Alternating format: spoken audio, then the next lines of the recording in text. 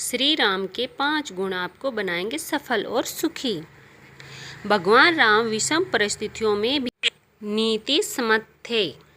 उन्होंने वेदों और मर्यादा का पालन करते हुए सुखी राज्य की स्थापना की। स्वयं की भावना व सुखों से समझौता कर न्याय और सत्य का साथ दिया। फिर चाहे राज्य त्यागने, बाली का वध करने, रावण का संहार करने या सीता को वन भेजने की बात ही क्यों न हो। जानिए भगवान राम के 5 ऐसे गुण जिनकी वजह से वे जीवन में सफल माने गए।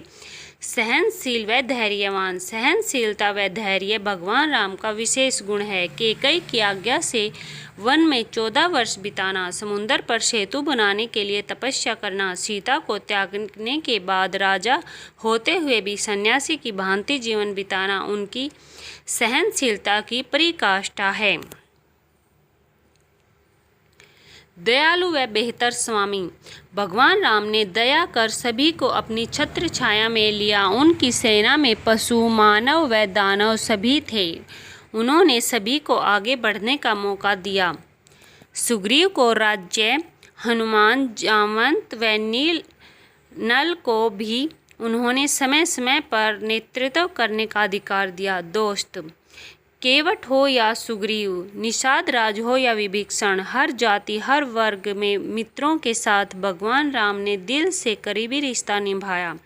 दोस्तों के लिए भी उन्होंने स्वयं कई संकट झेले।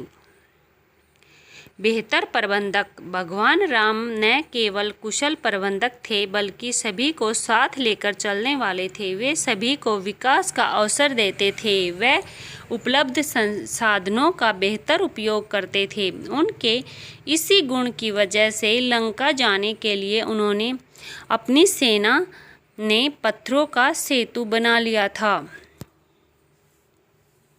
भगवान राम के 3 भाई लक्ष्मण, भरत व शत्रुघ्न सौतेली माँ के पुत्र थे, लेकिन उन्होंने सभी भाइयों के प्रति सगे भाई से बढ़कर त्याग और समर्पण का भाव रखा और स्नेह दिया। यही वजह थी कि भगवान वनवास के समय लक्ष्मण उनके साथ, राम की अनुपस्थिति में राजपाट भरत ने संभाला। सिंहासन पर राम जी की चरण पादुकाओं रखी और न्याय दिलाया। भरत के लिए आदर्श भाई, हनुमान के लिए स्वामी, प्रजा के लिए नीति कुशल व न्याय प्रिय राजा, सुग्रीव व केवट के परम मित्र और सेना को साथ लेकर चलने वाले व्यक्तित्व के रूप में भगवान राम को पहचाना जाता है। उनके इन्हीं गुणों के कारण उन्हें मर्यादा पुरुषोत्तम के नाम से पूजा जाता है।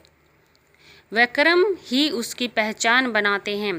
राम मनुष्य की सबसे बड़ी और सर्वोच्च अवधारणा है। उन्हें मर्यादा पुरुषोत्तम यानी सर्वश्रेष्ठ इंसान कहा जाता था।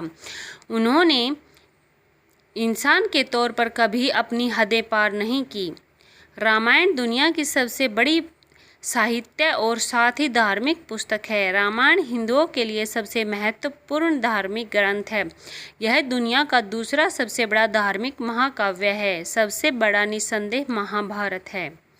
एक महाकाव्य और धार्मिक पुस्तक होने के अलावा रामायण में उच्चतम स्तर की कूटनीति, प्रबंधन, सामरिक और रणनीतिक कदम शामिल हैं।